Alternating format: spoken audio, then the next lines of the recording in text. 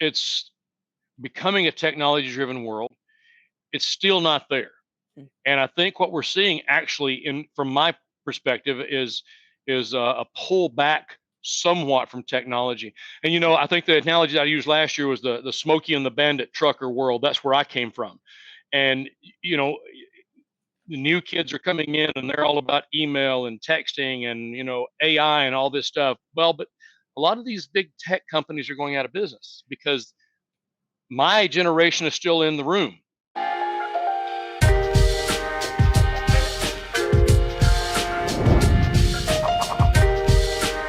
That land in and around your yard?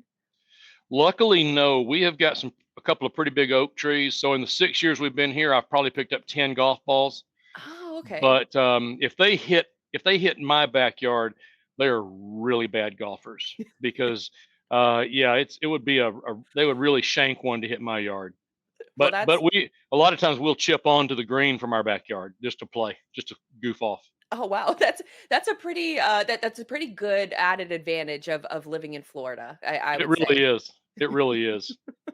Well, perfect. I guess I'll go ahead and do like a formal introduction, even though I think I'm going to leave that part in Okay, the show as well, let's do just it. about the golf balls because we're both Floridians here. We are both passionate, I guess, Floridians.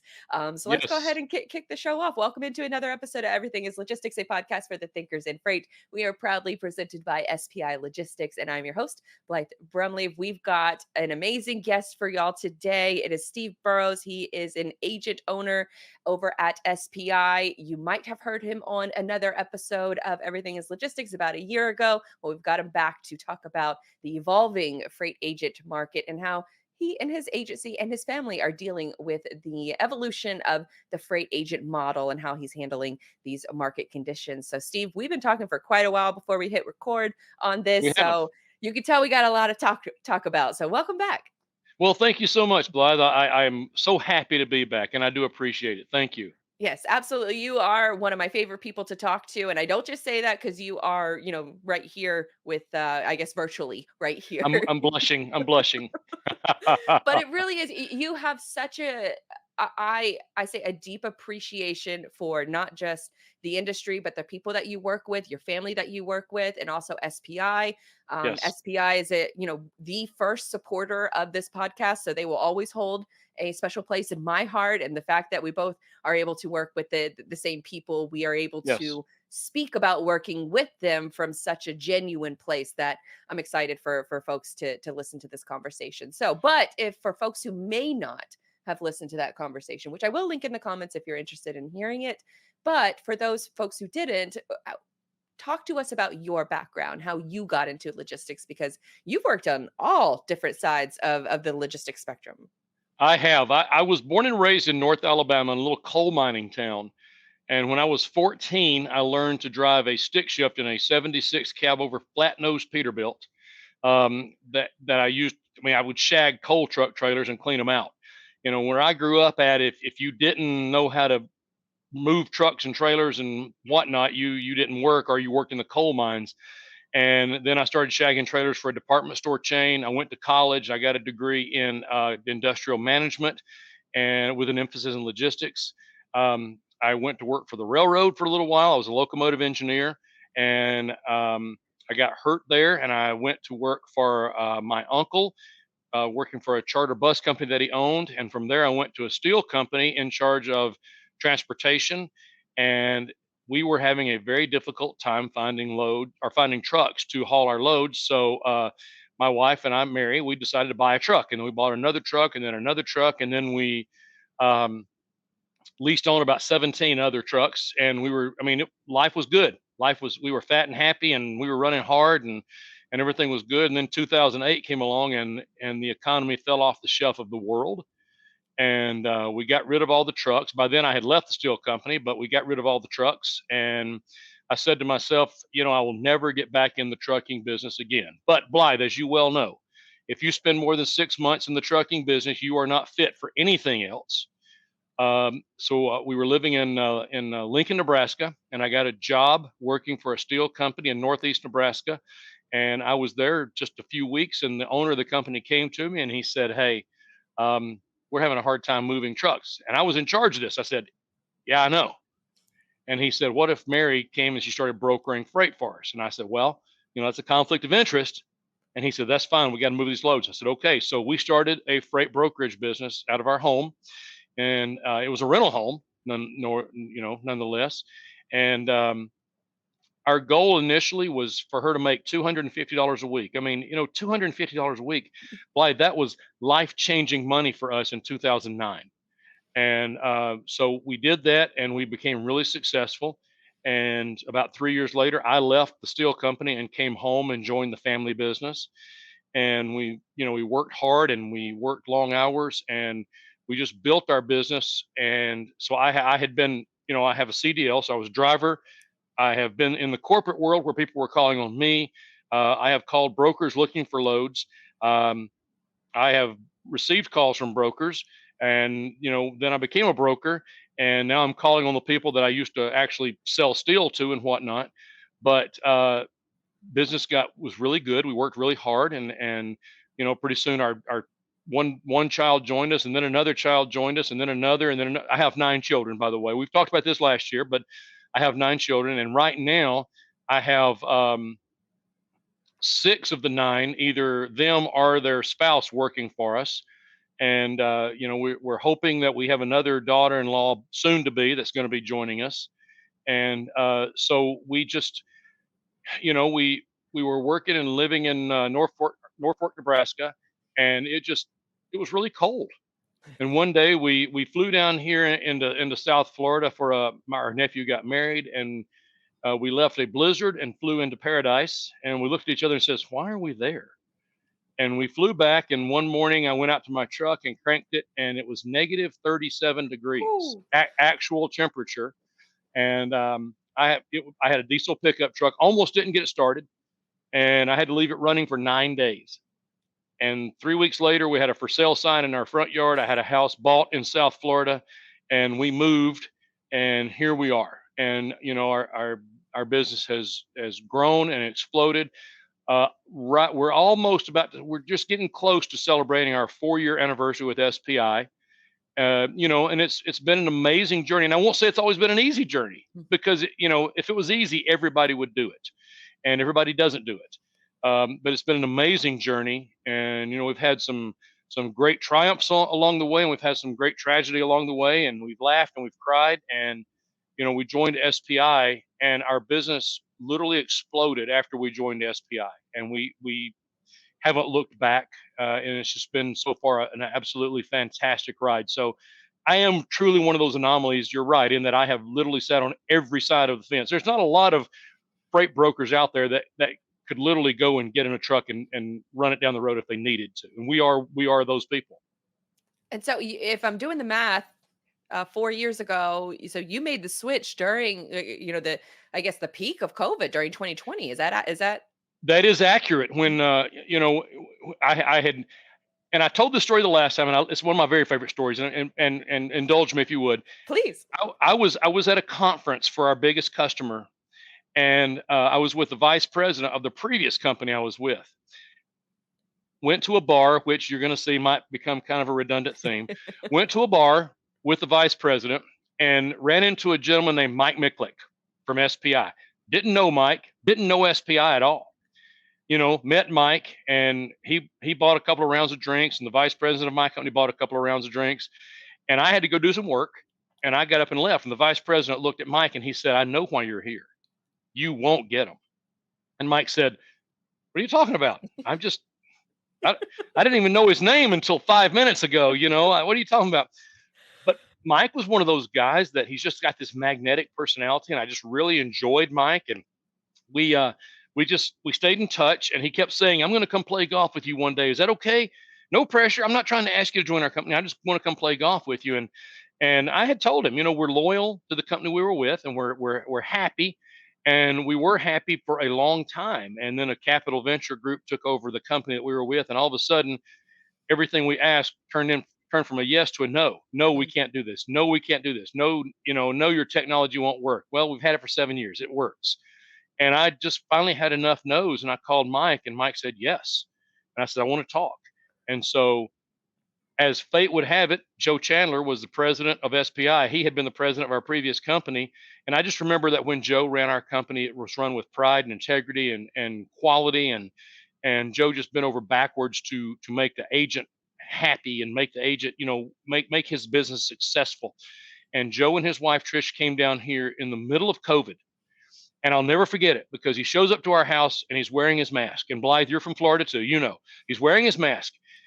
And I looked at him kind of like, yeah, you don't have to wear that here. This is Florida. We don't do masks. That's for you, not for me. Trust me. I haven't worn a mask the entire time. Don't plan on starting now. Welcome to my house. Leave the mask at the door.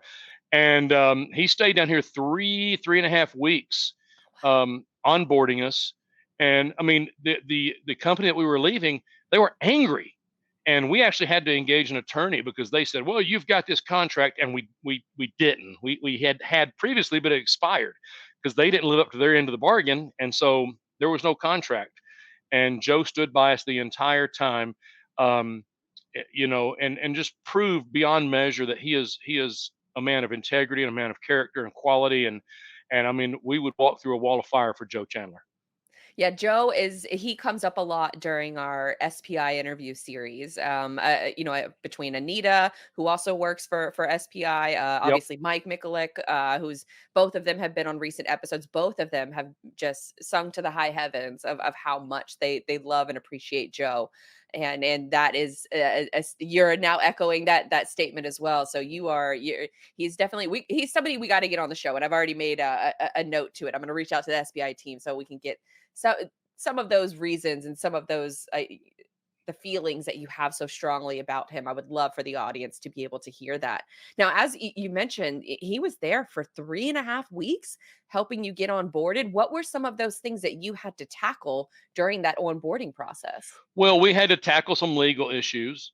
We also had to tackle, our biggest customer was being handled by another agent that was with SPI, or should I say mishandled. And he was on his way out the door when we just happened to come in. And I mean, they were not happy with SPI at the moment. And they were about to shut SPI out of every plant in the country. And because of Joe's relationships with the plant, the company as a whole, and the fact that we did have a relationship with these people, I mean, there was a lot of phone calls and a lot of meetings and a lot of this and a lot of that, and then just purely helping us dovetail our technology and our customer base. And we picked up some new customers with the company. Joe helped us to facilitate that. And change is a hard thing, Blythe. Change is a scary thing. And we had been with the same company for almost 15 years. Oh, wow. And had no intention of leaving until, the venture group took over. And then Joe just, he just treated us like, and I don't want to age Joe, but he treated us like his children. He just did. And he just kind of put his arms around us and he loved on us and let us know that, hey, everything's going to be okay. And everything was. And he stayed until we were comfortable. I mean, he actually changed Airbnbs a couple of times because he wanted to make sure that we were comfortable with the process before he left. Wow. And since then, he has sent, he sent Mikulik down here several times. He has sent James Lemon, the vice president of finance, down here. He sent Christine Seals, the corporate care the agent care manager. Mark Funk lives down in Cape Coral, Florida, and so Mark is up here quite often. Not often enough. Mark's a friend. I like hanging out with Mark, but he makes sure that if we need something, we have it. Are you in freight sales with a book of business looking for a new home? Or perhaps you're a freight agent in need of a better partnership? These are the kinds of conversations we're exploring in our podcast interview series called The Freight Agent Trenches, sponsored by SPI Logistics. Now, I can tell you all day that SPI is one of the most successful logistics firms in North America who helps their agents with back office operations such as admin, finance, IT, and sales, but I would much rather you hear it directly from SPI's freight agents themselves. And what better way to do that than by listening to the experienced freight agents tell their stories behind the how and the why they joined SPI. Hit the freight agent link in our show notes to listen to these conversations, or if you're ready to make the jump, visit spi3pl.com. And that is such a, I would imagine, a comforting experience, because from the other agents that we have spoken to, when they talk about making that move from one company to another, because for a lot of I think it's important for the audience to understand that, through our interviews with SPI, it's important to note that SPI really only, unless it's a very special circumstance, they only take experienced agents, because that's the market that they want to play in. But all of those agents have echoed sort of the same thing, that onboarding or moving from a former company to SPI is going to be naturally challenging. But because of the relationship that they have with SPI, the technology, the carriers, the relationships that they've built with the team there, that it makes for a much easier transition, where their customers are trusting them, the agents, to put them in the best possible position, and then it pays off in the end for them. Well, that's true, and I wouldn't say that SPI is unique in that factor, because Hmm. that's kind of the almost the rule of thumb Hmm. for trucking companies, brokerage companies, really across the country. Anybody that goes to another company kind of has to have a book of business of some kind. Rarely will they take someone that doesn't have a book unless they've got a lot of experience. I mean, and I have people call me a lot saying, it doesn't look like you work that hard. I think I could do this. Well, they don't know what they don't come to work with me every day, but they'll say, "What do you think if I became a freight broker?" And I'll say, "Well, do you have any experience? No. Do you have a book of business? No. Do you have another broker that you could go work for? No. I just thought I would, sign up with somebody and get started." And I'll say, "Please don't." And I actually had a guy tell me one time. He said, "You're afraid of competition." And I said, I did $25 million in revenue last year. I don't really think you're going to compete with me next year. I really, really don't. I'm trying to help you, and I'm trying to save you a lot of sleepless nights. And, unfortunately, he picked one of the toughest segments in the business, which was LTL, lasted 2 years, and then filed bankruptcy. And I felt for the guy, but I begged him not to do it. I begged him not to do it. It's not as easy as everybody thinks it is. I mean, it's a tough road to hoe, and so it's not a business for the faint of heart. It's not a business for everybody. It's like I said earlier. If it was easy, everybody would do it. But it takes a lot of experience, especially in this day and time. What with the scammers and the double brokers and the cargo theft, I mean, you've got to be on your game. You have to have seen a lot of stuff. We're just fortunate in our agency. We've seen a lot of stuff, and we have had a load stolen. That's been a lot of years, but it happens. It doesn't happen anymore because SPI has put safeguards in place that as long as we follow the rules and follow the procedures, it greatly reduces our theft opportunities. So Well, there's another aspect of running a business that I wanted to touch on, because you have such a unique approach to it, where mhm. some businesses and some people say, I will never work with family, I'll never take that route. But you actually have the complete opposite opinion, where you only hire family. We only hire family, and and it's funny because I was with Warren Debiak the other night, and Warren gave the interview last year at Rendezvous just before I did, and he said never hire family. Well, his son was with him this year, who works for him. And I'm like, remember what you said? And I've had several agents come up to me that have just had their children start working for them in the last year, saying it's the greatest thing I've ever done. And it is a unique approach, and it won't work for everybody. I mean, it's tough, and you learn a lot of lessons along the way, and you have got to learn when you're at work and when you're not at work. And we only hire family because this is it's not as much anymore, but it used to be at one time a very stealable business. And the last time we spoke, Blythe, I told the story about the lady that about 10 years ago that had never been on vacation, and she was a kitchen table broker. She sat at her kitchen table with a phone and a laptop. And again, like I said last time, no, nothing against that. It's just not our cup of tea, but nothing against that. But she had built up a nice little six-figure income. Brought her nephew in to work with her and taught him the business. Went on vacation for 2 weeks in Europe. Came back, business gone, computer gone, phones gone, customer gone, everything was gone. Some people have got a different business model, and it works for them to bring in outsiders. It's not our cup of tea. It just doesn't work for us, and that's fine. Some of our closest friends in this business is Team Palm Springs, Johnny Bradley and Carl O'Neill. They have got, I think, a sister that works for them now, but it's all non-family members. Their model is a whole lot different than ours. Hmm. So, yeah. So how do you set those boundaries with your family? Because right now, my fiance and I, we have a business together, Mhm. and there's some opportunity, or there's some, I guess, occasions where business does creep up. And it's, I think just last night we were talking about some, business initiatives that we wanted to take, and it's 11 p.m. at night. Are you setting up those kind of sort of time boundaries, or is it, kind of okay that you talk about those things at any hour of the day, but you still respect sort of the personal time too? How do you balance it all? I think that for us, we will set some time aside to talk about business. But for instance, I just took Mary over for a birthday trip, or I guess it was her Christmas gift trip. We went over to Miami and spent a weekend at the Fountain Blue, and just kind of pampered her a little bit. But the rule was, once we left the house, no business. We don't do business. We don't talk business. We don't nothing to do with business. And we spent that entire weekend. And at first you're kind of like, well, what are we going to talk about? And you find things to talk about. And so you've got to set a boundary. There was a gentleman. I would like to mention his name because he's we haven't talked in many, many, many years. His name is Stan Kime from Kime TS Trucking in Sabetha, Kansas. When I first went into business, we bought our first truck. I called Stan and I said, "What do you think?" He said, "The hardest, easiest thing to do is own your own business." Mm.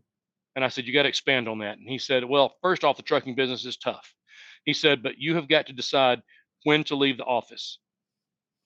And I said, "Okay." He said, "You can get there as early as you want." He said, "But when you leave the office, you leave the office." He said, "Because when you own your own business, you can work literally 24 hours a day." And and because of that, because of those words that Stan told me, and I mean, this has been 25 years ago. Um, and I haven't seen Stan in a long time, but I've run into a few of his salesmen here and there, but he has a huge company in Kansas. And I've always remembered that. I've always made sure that, and when we're together as family, we may set aside a few minutes, just those of us that work in the business, to talk about the business, have a quick little meeting. At Christmas time, we'll at Christmas time, our company will buy all the kids that work for us a little gift. We'll pull them all aside, take them to a separate room, bring them outside or whatever. And we'll say, "This is from the company. This is for thank you for everything that you do." And that's the only time we talk business at Christmas time. And then we're done. Then we go back in and so we do limit that because it's family first, business second. Hmm. And it's like I always tell them, I'm like, "Are you living to work or are you working to live?" Because we're not here. Our life is not this job. You know, this job supports our life. So we just make sure we make very careful distinctions as far as that goes. And how do you, I guess, address holidays, birthdays, things that come up where the freight still needs to be covered, and questions? I'm sure customers still have questions and answers and things like that. How do you balance who takes what? Is it just a certain amount of responsibilities, and this is what you're expected to do? We will divide things up sometimes, and we'll say, "Well, we're going to do this," and then we'll be off, and we rarely work much between Christmas and New Year's. But I mean, a birthday. I mean, I'll be 50. Gosh, how old I'll be? 56 my next birthday. Had to think about it for a second. It's a day. It's not like when we were 16. I'm getting my license. Woohoo! It's a day. If you want to take the day off, take the day off. But in our business model, if you don't hunt, you don't eat. So everything is commission. The only thing in our business model that gets paid is lunch break. If you're on lunch break, you're not going to miss any commission. But if you decide to take a vacation, that's on you. You know, if you we will work holidays. Let's say Good Friday, we worked until about 11 o'clock Friday morning, and then we shut it off for the day. And I mean, we shut it off. If you're we put our voicemail notification, we put our email notification. We've always got a cell phone, and it's typically mine. If you have an emergency, call this number, but an emergency only. We're not booking loads during this amount of time. And I'm pretty firm about that. I mean, if you call me on my cell phone Easter Sunday, you better have a legitimate emergency, because if not, you know, our conversation is going to be very short. And that's what I was listening to your conversation with Chris Jolly, the freight coach, was a great interview, by the way, and great conversation. And I heard you say something to the effect of, as an entrepreneur, you wake up every morning jobless, and you have to go Absolutely. out and you have to earn that new business every day. I mean, yeah, you wake up every morning unemployed in our business because you've booked no loads for the day. You have no money coming in. It's like my favorite adage. I say it all the time. If you don't hunt, you don't eat. So, if you want to go play golf that day instead of work, okay. But, you're not going to get paid. Um, so yeah. And by the way, shout out to Chris Jolly, uh, Chris, my buddy. I like him. I've actually got to meet him face to face this past weekend for the first time. So yeah, but yeah, you wake up every morning unemployed, and in this business, you got to hustle to make it. You can't just sit back and I used to know a guy that would he had so many loads per day that he wanted to book, and if he booked them by 10 a.m., he was done for the day. And I'm like, well, what happens if your customer has an emergency? Well, he's out of luck. How long do you think that'll last? And it didn't last long. I mean, he himself went out of business. It didn't last long. So Brokering success demands a battle-ready strategy. TIE TMS equips freight brokers with the ultimate battle station for conquering a tough market. With TIE, brokers gain access to a comprehensive platform where rate intelligence and quote history converge on a single screen. It's not just a page, it's a strategic command center designed to help brokers win. TIE equips your team with all of the data they need to negotiate with confidence and allows them to communicate directly with carriers and customers from a simple control base. Revolutionize the way your brokers perform by giving them a competitive advantage with TIE TMS. For more info, go to tai-software.com/battle stations, and we also have a link for you in the show notes to sign up for a demo. Well, that's another aspect of running a business that I wanted to get to, because we've talked about, sort of setting those boundaries with work and with, family, and making sure that those boundaries are clearly set so you can enjoy all of the fruits of your labor. So what right. about from the customer side of things? It's no secret we're in a down market. It's a shipper's market. They, hold a lot of the power right now. So how are you navigating those relationships with customers so that you don't have a bad experience with a customer? Do they know that before you're ever even working with you, that, these are our boundaries and you can work within them, and we're going to provide you great service if you work within those boundaries? Well, I'm fortunate that most of my customers, they have got regular business hours too. Mm. And that being said, things do come up. I mean, they do have emergency loads, but you have to remember that most of my customers we have had for probably 15 years. Mm. And so a lot of them are not only customers, they're actually personal friends. So if I've got a customer that's got a problem, they will call. They'll text my cell phone. And if I get a text or a cell phone from my customers, it's it's necessary. It's pretty serious. So I know we've got a problem, and I'll run down to the office and help fix that problem. And some, you know what, we have customers. We have the kind of relationship with our customers that they trust us, and they know that if I call Steve or if I call Mary on a Saturday afternoon, they know it's serious, and they will. If I got two emergency loads that have to be there Monday morning, Steve and Mary, they'll come down and they'll take care of it, and we will. So, but they don't take advantage of that. And we've had customers in the past that have taken advantage of that. And, I mean, I had one customer one time that called us late on a Friday afternoon, almost 5 o'clock, and said, I got to have 7 trucks in here in 2 hours. That's a pretty tall order in Houston, Texas on a Friday afternoon at 4 o'clock Central Time.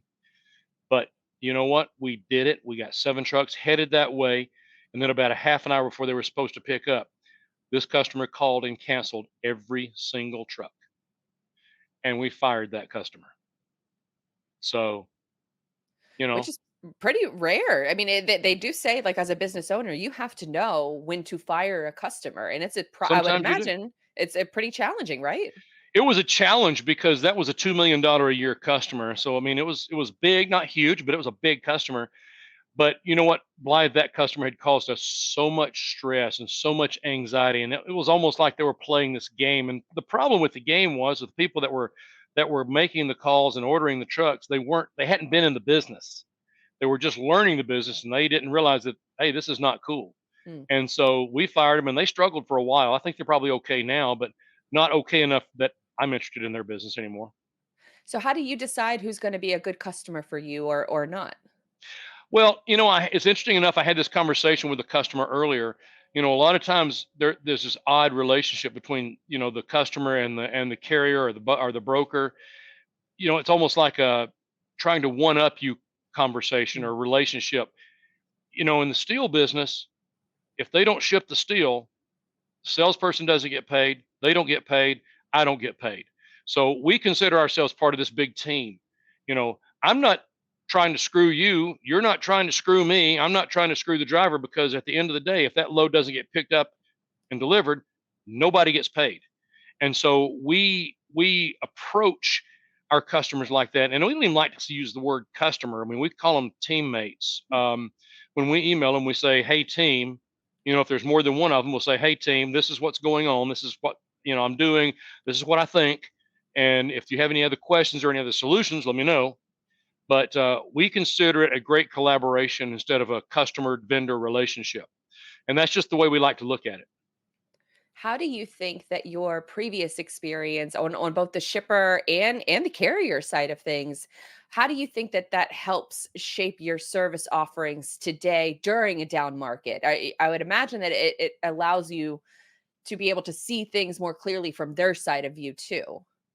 Well, I think a lot of carriers don't have the type of vision that I do, and you're right. I even our team sometimes they'll be like getting all panicky. I'm like, listen, guys, this is just part of the business. It's up and it's down, and you save for the bad times and enjoy the good times. But anytime if the trucking world stopped today, and I get to ask this question a lot actually. By the way, what happens if trucks go away? I'm like, we're in the 1700s. It won't matter anyway. If trucking stops today, we are in the 1700s. So um, that is that's just kind of the way I approach this thing. Um, I think the fact that I have sat on the other side of the fence, I can relate to what the truckers are going through. I can also relate to what the shippers are going through, because they're worried. Some of my customers have told me that all overtime has been cut out for now, and some of these plants are in shutdown. They're in maintenance shutdown, and it's a scary little time for everybody right now, because um, there's not a lot of shipping going on. Everything is kind of depressed as far as the numbers of loads shipped go, but it's a little confusing too, because consumer consumption is really pretty high. Um, and I know that some of the places that we deliver to, and we're reporting back to our customer, we got there with this load and there's nothing on the ground. And they're like, well, why aren't they buying? Well, I don't know. We're just telling you there's nothing on the ground. So I think that we're going to see a little bit of a depression here for a little bit longer. But I also think that what you're going to see in the next 6 months, you're going to see rates start to go up. And I'm going to tell you why. I heard a figure this past weekend, which we had our rendezvous, our annual agents meeting in Nashville. 187,000 more companies are on the road today, not trucks. Companies are on the road today than there were at the beginning of COVID. And so right now there's a influx of capacity, and the shippers, they don't have to pay as much, and they're not going to pay as much. I get it. I don't like it, but I get it. A lot of my customers, they tell me this is what's going to happen. We're going to drop our rates for 3 months, but we're going to keep an eye on it. It's not going to be like locked in. It's going to be a little fluid, because and I tell them, okay, but I'm telling you what's going to happen in 6 months. I think you're going to start seeing rates going up. And I know in the spot market, at least where we work, we are starting to see our demand for rates go up higher. Some of the places haven't met that demand yet, but they're going to. They're going to have to. And you're going to see prices, I think, in the next 6 months go up. Now, I'm not an economist, so don't start emailing me and saying, well, what about this and what about that? I'm a trucker. I'm just telling you what I've seen, and I'm telling you what I'm hearing. But you're going to see, you read these indexes, you read these news articles, and all these companies are going out of business, and everybody panics. Oh, well, this company went out of business and that company went out of business. Yeah, but they shouldn't have been there to begin with. Hmm. What they did was they took advantage of the rebound of rates after COVID, and they went out and they bought these $250,000 Peterbilts, and they thought, well, I'm going to, you know, cut a big slice of pie, and I'm going to get out there, and that's what happened. And guys that have been out there 20 and 30 years, and they're sitting here driving these 10-year-old trucks that are paid for, and they're going to be able to survive. But these guys that have these great big lease payments, these great big insurance payments, you know, they're struggling, and they're not going to make it. A lot of them are not going to make it, and people are nervous about that.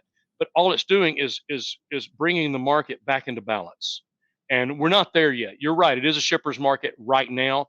It's not going to be a shipper's market forever. I'm going to say in the next 4 to 6 months, you're going to start seeing a dramatic shift to where it might actually get a little bit back out of balance and become a trucker's market for a while. But I think that you are going to start to see that leveling out, and rates will get back to where they should be. And that's that's a really good market breakdown, because I've heard that similarly from other folks within the space, that they kind of hoped it would be a little bit sooner. They thought it would be, you know, kind of springtime of this year, but as we all know, it's not spring anymore, and you know, rates still are what they are. And I'm curious if you are getting new customers in a market like this, and if so, how are you getting those customers? Is it pretty much all word of mouth or referral based, which is kind of the same thing? But I am curious if you're actively out there, you know, getting new customers when, say, you know, another company does close down, and it's an unfortunate reality, but somebody's got to get in and move the freight that they were moving.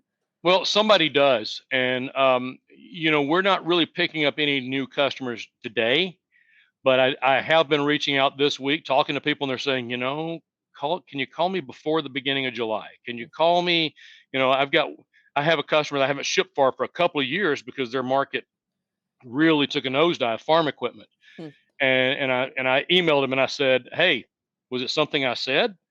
And you know, he said, oh, no, you know, we just haven't really shipped much. I got a couple of local guys, and that's what these brokers have to remember is anytime you've got a shipper or a plant of any kind, you're going to have people right around that plant. They're locals, they drive trucks, they have uncles and nephews and brothers in that plant. And so the plant, the shipper is going to want to take care of the locals first. And I'm always, you know, because I have sat on that side of the fence, I always just say, listen, I'm not trying to cut anybody out. You have some table scraps, give them to me. Give me a call, give me a chance. And I just keep them on a rotation. And you know, the squeaky wheel, you know, gets the grease. And so if I find a friendly voice, then I'll continue. And a lot of times it's not people that were at the level that I was at in the steel company. It's the people that are directly responsible for talking to the shipper. You know, we'll be like, hey, I talked with Bob, and he either didn't give me the time of day, or he hung up on me. And they're like, well, tell me what you're looking for. Let me see what I can do. And you develop a relationship with the underlings, you know, people that are actually directly responsible. And those are the guys a lot of times, and gals, that if they call Bob and say, listen, I really like this SPI group, I'd like to give them a load, then do it.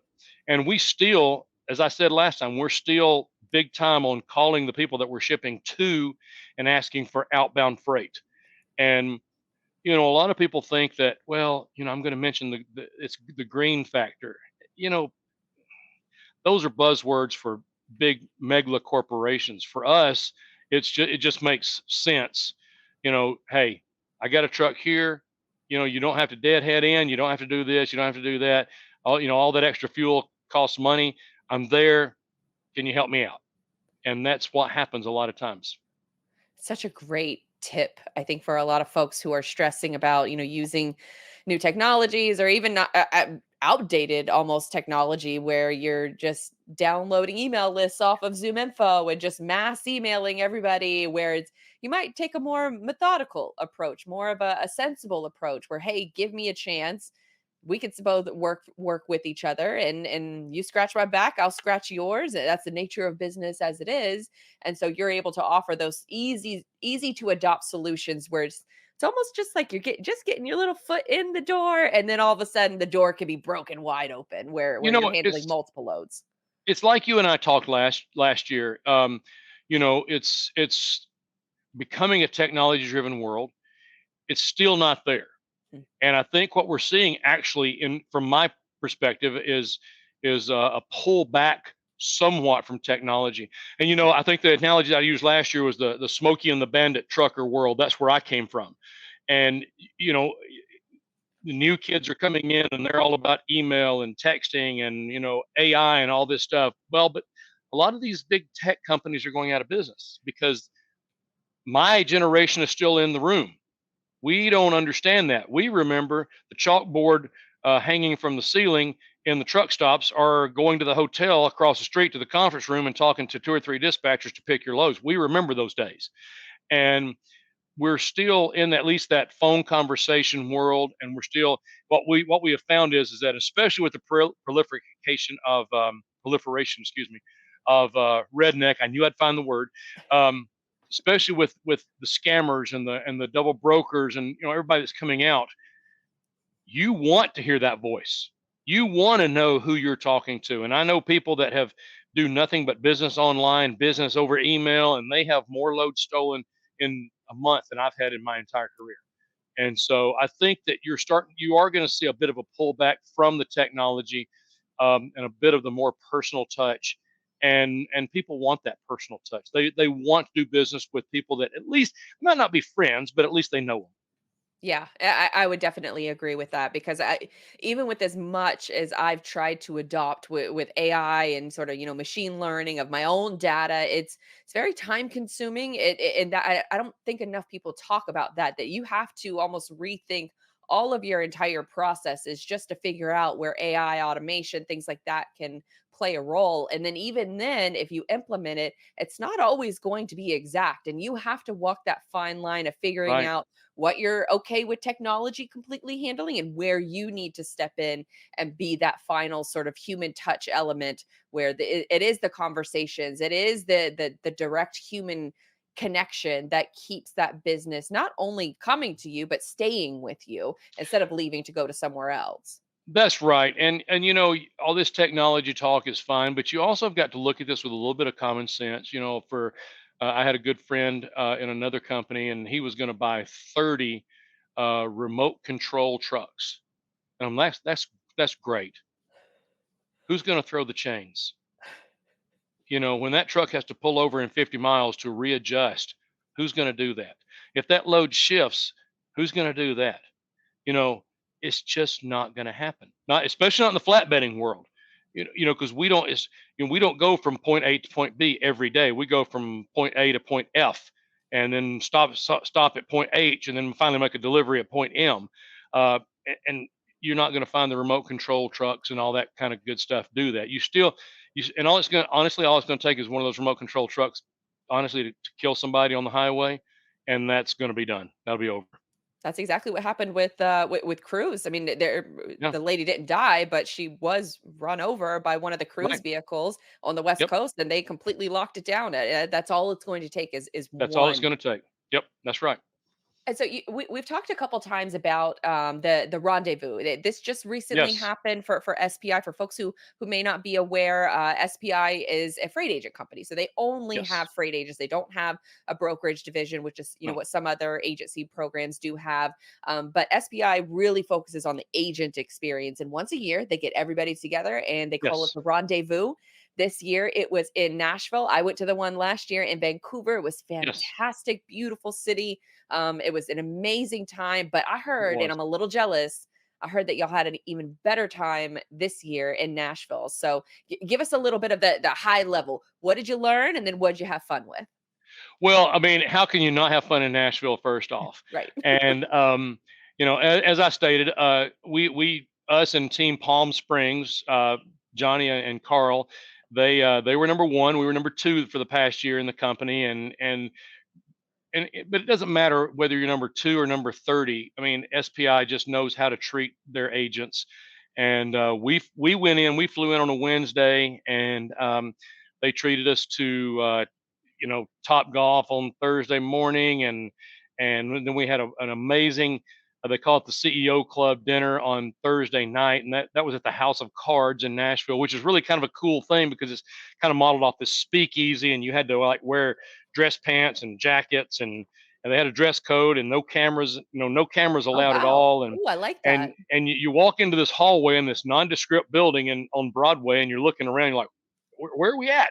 And they open a door, and it's like this stone grotto that you go down into this basement, and you're in this 5-star dining experience in a basement. And of course, I mean, I'm 55 years old, and I'm kind of looking at the menu like this, and they come along and they give you a flashlight to read the menu, and then they ended that out with a magic show. And then on Friday, they took the top level CEOs to this place called Planet Cowboy, and we all got to design custom cowboy hats, which I was going to wear, but right So jealous. 10 minutes before this, it said no AirPods, and I'm like, well, okay, I guess I'll wear the headphones. I apologize to the audience that we could not see this. It's a great cowboy hat, and I wear them every day. So but then Friday night we had the welcome reception there in the Opryland Hotel, which was fabulous. And I will say that every night we went out either to Broadway or went to little honky tonk bars in and around Opryland Hotel there. And Saturday morning we had some amazing meetings. We had some great training sessions. We actually had a gentleman that came in, and I won't mention him by name because I don't know if he really wants to be known by name in a very public forum, but he is an expert at cargo theft. And it was a 1-hour presentation, and I could have sat for days and listened to this gentleman. It kind of reaffirmed what our agency does, but we did talk about, as far as how we guard ourselves against double brokering and cargo theft and whatnot. And I had no idea it was so prolific. It's unbelievable how much cargo theft there is. But we talked about the state of the business in itself. We talked about SPI, which, by the way, Saturday we celebrated our 45th anniversary.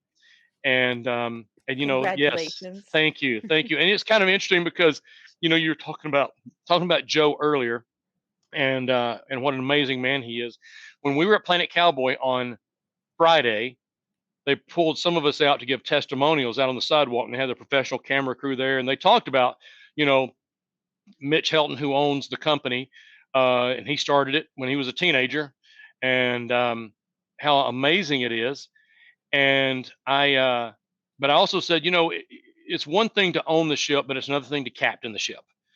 And Joe Chandler is our captain. He is an amazing leader, and I think we would all, including Mitch, follow Joe just anywhere. And he just did a great job on Saturday, talking to the agents and letting us know the state of not only our business, our company, but the business in general, the trucking industry in general. And it's going to be a little bit tough here for a little bit longer, but our company is poised. We are the number 86 company out of 33,000 brokerages across the country, and and we're not a very big company. We're a smaller company, but I was very encouraged by that. And then of course Saturday night we had our awards gala, and that was amazing. The way they treat all the agents, much less the bigger agents, and it was a great time had by all, and they welcomed my family, and all my children and some of my grandchildren were there with us. And I think that every agent there felt special. And the thing I think that's really unique about SPI is that while we are all in competition with each other, we're really not in competition, because we're not fighting for the same customers. We're all, we all have our own customers, and they're ours. We're protected.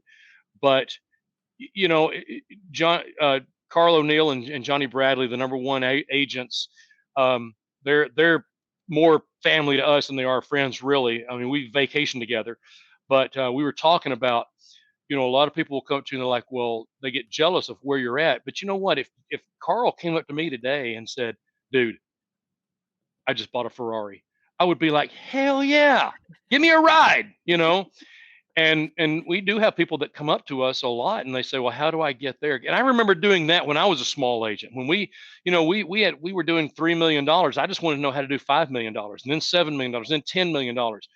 But I also remember there were some agents that would push you aside because they thought that you were trying to compete with them. I just don't do that. Other agents would say, well, you do this, you do this, you do this. And I've got some really good friends that I made, that I have made over the years. Warren, one of my good buddies, Drew Burtner, I text Drew every day. I've texted him 3 times a day, I think. And, I met a new guy named John Cooper. He and his wife, Sheila, great people. And then too many to count, really. Team South Texas, amigos. But, we have a great time with each other, and it's just one big family. And I think that's what really sets SPI apart, is that we're all for each other. We're not in competition with each other. We are all, you'll never get a bigger cheerleader than us and Team Palm Springs for anybody that gets up on stage, because we want everybody to make it, and we want everybody to make it big. Us and Team Palm Springs, we were what they called, we belonged to the double platinum CEO club. We were the only ones there that was that this year. I hope there's 20 of us next year. I mean, I hope we're all double platinum CEOs. That's just how we feel about that. Just makes the business stronger, and it makes everybody else stronger and happier. And you walk through the hotel, and even if you don't know the person, they reach out and give you a high five. And some people you see, you hug, and you won't see them again till next year. And some people that you'll see 2 or 3 times in the year. You'll talk every day, or once a month, and that's great too. But you still consider them just great friends. And the management team at SPI, and you mentioned Anita earlier, and James Lemon, and Mark Funk, and Mike Micklick, and you got Christine Seals and Joe Chandler and Mitch, and too many to count, really. Shivrani, who is amazing. They just always make us feel like we are the most important people in their world, and we're not, but they make us feel that way. And that's just what sets SPI apart. And they always, if they almost never say no. I haven't had them tell me no yet. They always say, oh, and Eze Peralta, I forgot Eze, I'm sorry, Eze, but they always try to say, okay, well, let's see if we can figure this thing out. And they do. And I think that's what makes us all so loyal to SPI. We will never leave. We'll never leave. I just don't. I don't foresee some reason for us to ever leave. Eventually, Mary and I will step back a little bit from the business. We would like to enjoy the fruits of what we've done. But we've got a couple more kids coming on. I've got a high school senior that now does night and weekend dispatch, and I've got grandkids that are growing up, and eventually they will maybe want to join the business, maybe not. That's all. It's there if they want to. But like I said, we also have a set of rules aside. We never just say, well, sure, you can join. I mean, you got to go out and get your nose bloodied a little bit on somebody else's dime before you come and spend mine. So that's just kind of the rule that we have. But the rendezvous was amazing, and everyone just felt part of the team, part of the family, and that's what SPI is best at. That's very well said. Now there, after you said all that, there are a couple questions that I have, that I wanted to ask a quick follow up on. With some of the younger agents that are there, maybe newer agents, or maybe just not as successful or reached the level that you have reached so far. What advice are you giving them to help them sort of sustain the market conditions that we're in right now? Never settle. Never settle. There's always another customer. There's always somebody else needing your shipping. And in the beginning, when there are times when you can't physically grow anymore. If you're not there yet, never settle. Just keep digging, but keep being persistent. And I meet a lot of husband and wife teams, and one of them came up to me, and he's been brand new in the business, and he reached out to me 3 or 4 months ago, and he had just brand new in the business and had some trucking experience, and had a customer, and I didn't remember him, but a lot of people reach out to me. So, but then I did remember him, and his wife has a job. He is still working and growing and grinding it out every day.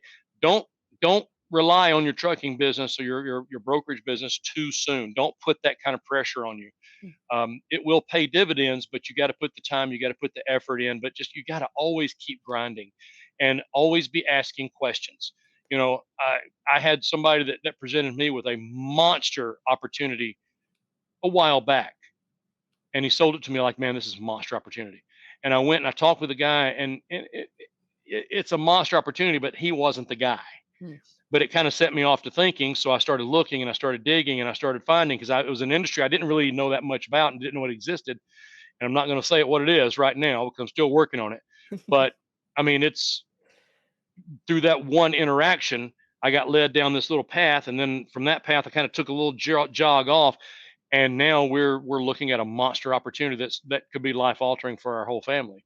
And we're kind of right now working on that. Hopefully, we'll be there pretty soon.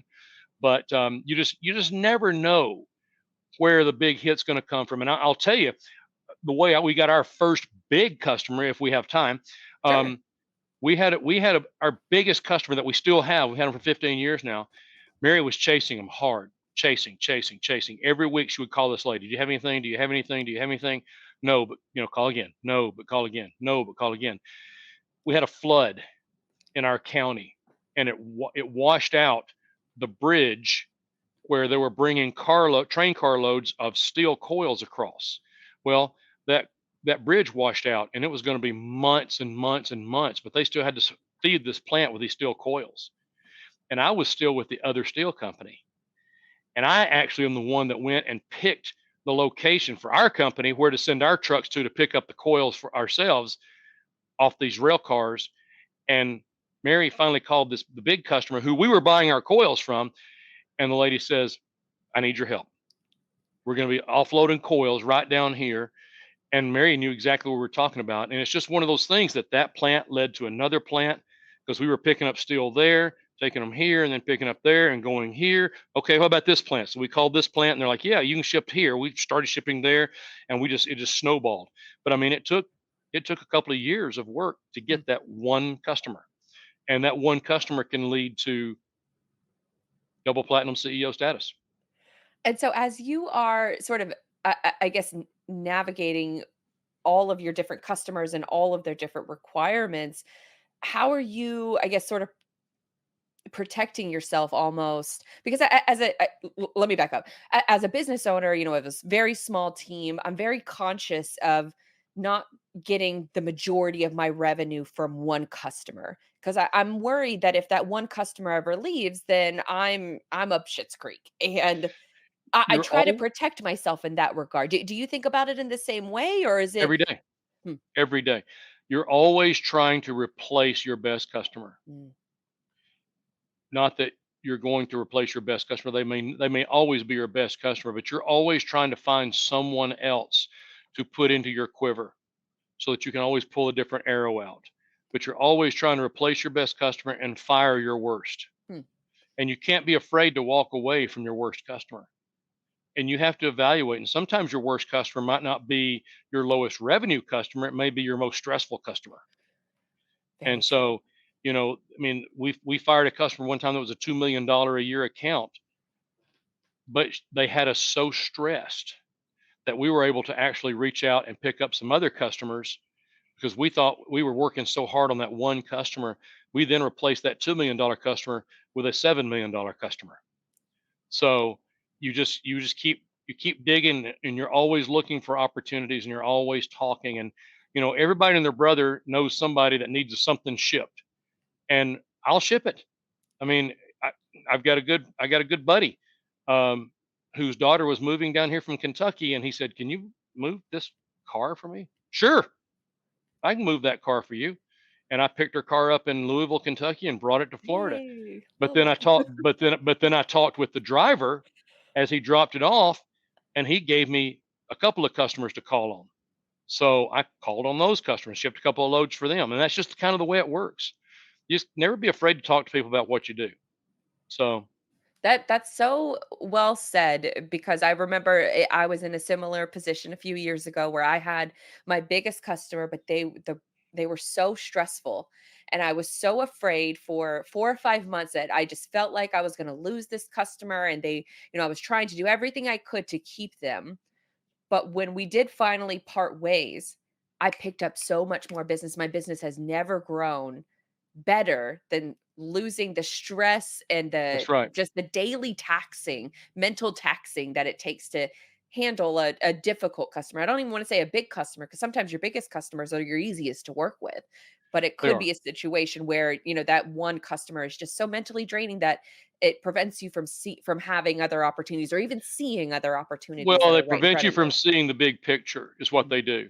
They keep you so wired up and so stressed out because they make you think that they're the only customer. And if you don't, do business with them, why? You're out of business. Well, you're wrong. You're wrong. I'm not out of business, and I don't need that kind of stress in my life because I work to live. I don't live to work. And so that's what you just always have to remember. And is that customer worth it? And sometimes they're just not. No, So they're not. Now that other question that I did want to ask about the rendezvous, you mentioned a lot of tips that you learned from fraud prevention and preventing double brokers and things like that. Anything that stood out to you that you didn't already know until that talk? well, I think if you ask Mark Funk, who I hope you have on the show because he's Yes. amazing. I already wrote them down. Mark is the procurement director for our company, and he's been an amazing addition and has become a true friend of mine. Um, if you ask Mark Funk, he would tell you that our office is probably the best at vetting out carriers. We're tough, and I will say that if you just get a weird squidgy feeling about a carrier, hang up. Hmm. Because if you're getting that feeling on the phone, then I mean, obviously there's a lot of tools. We use Highway, we use Carrier 411. We make a lot of reports to SPI, and they put notes in our system to tell us of things about this carrier. But if you got if it's too good to be true, it's too good to be true. And a lot of people get caught up uh, being lowballed. Let's say they're posting a load for $1,500, and somebody will call and they'll say, "Well," you say, "Well, it's covered." Well, I'll do it for 1,000. Okay, it's too good to be true. Hmm. Because if they're going to knock 500 off the price, what they're going to do is get that load and then try to probably double broker it and make that big money back. You know, so yeah, it's if it's too good to be true, it is. And you just go with your gut feeling because you can just tell. I mean, sometimes these people they don't know what they're talking about, and you ask questions, and if they don't know the answer, uh, a lot of times it's because like the gentleman said the other day, they're thieves in training and they just don't have the shtick down yet. And so there's a million other companies out there to put your load on. If one gives you a bad feeling, just move on to the next. And that's And a if your customer says, "Well, why didn't you get this load moved?" You just say, "Hey, I only had one phone call on this load, and just this guy, I just didn't get a good feeling about it." Especially if you have a high value load, they will appreciate that. So yes, absolutely. And I think to sort of piggyback off that statement, you had mentioned on Chris's podcast, the freight coach, that the driver that you hire is the ambassador of your company. sure That is. your receiver is going to see them, the first person they're going to see, the last person they're going to see, and that carrier has to be a representation of your company. That's right. I mean, they are the ambassador of your company. If they do their job right, they're the only representative for your company that they see. And if they do it wrong, you got to fix it. 100%. So that you always want to make sure that, and you have to remember that when you choose someone, they're representing you. They're your face for the day. And do you want to put the best face out there, or do you want to just put the cheapest face out there?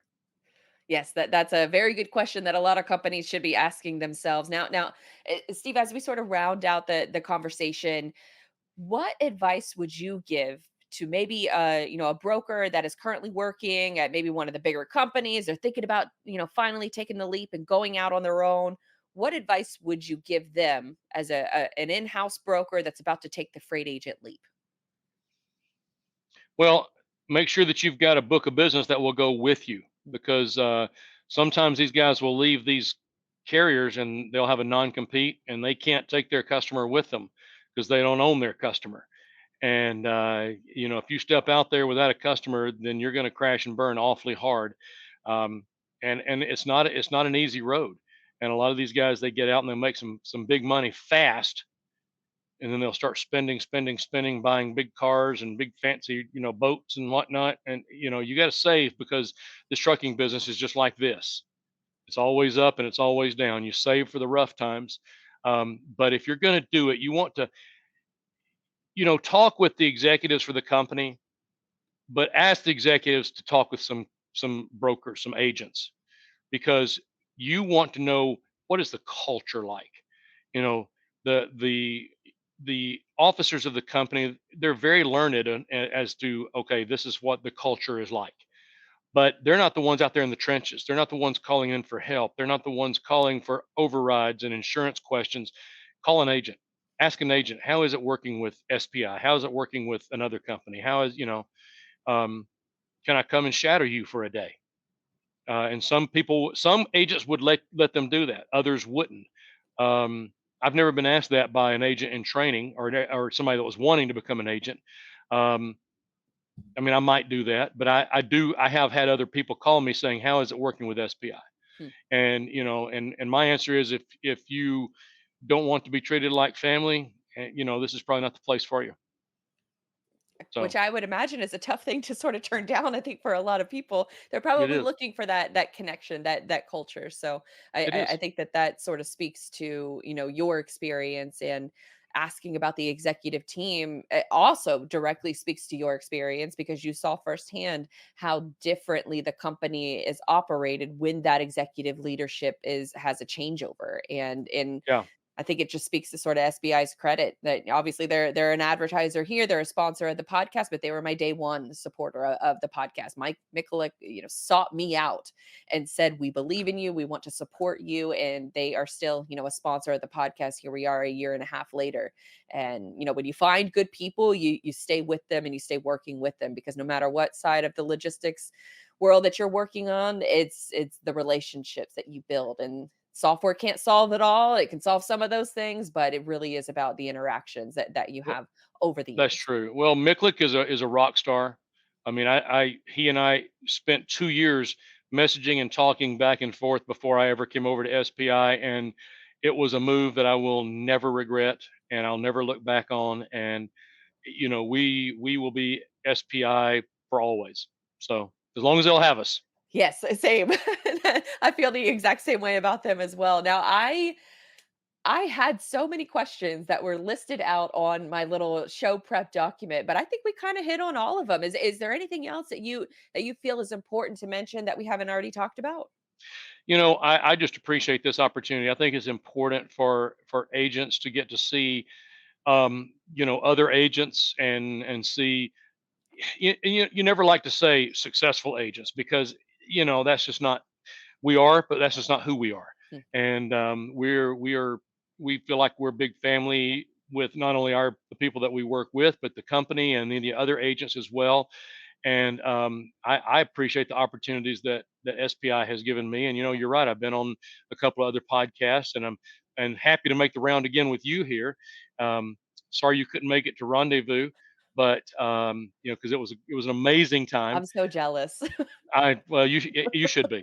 Um, I'm sorry, you should be. We were I actually am. we were actually looking at going to the Derby next year with Team Palm Springs. I got to look at the prices, and I'm like, for a 2-minute race, yeah, let's go on a cruise. And Don't say that because we're actually planning on going to the Derby next year, but I have not looked at prices yet. And that's the reason the Derby is the reason why I was unable to attend the I know. rendezvous in Nashville this year. So I was sad to miss it, but my family would murder me if I missed their annual Derby party. I understand. I understand. Well, it's just this has just been an amazing experience, and it's something that I get to share every day with my wife and my children, and hopefully one day my grandchildren and my friends. I mean, my friends are, I've got a few friends outside of the company, but I mean, I socialize a lot with the other agents. Like I said, Palm Springs. I mean, we are a family with those guys, and we just we love being here and we love doing what we do. It's not always easy. It's not for everybody, and I think that if you can get in, find your niche, and find find a way to make it through that first 2 years, you got a really good shot of making it. And but like I said, those first 2 to 3 years, they're the toughest. They're in, especially if you came in at a time like right now where the economy is kind of down, but it's only up from here.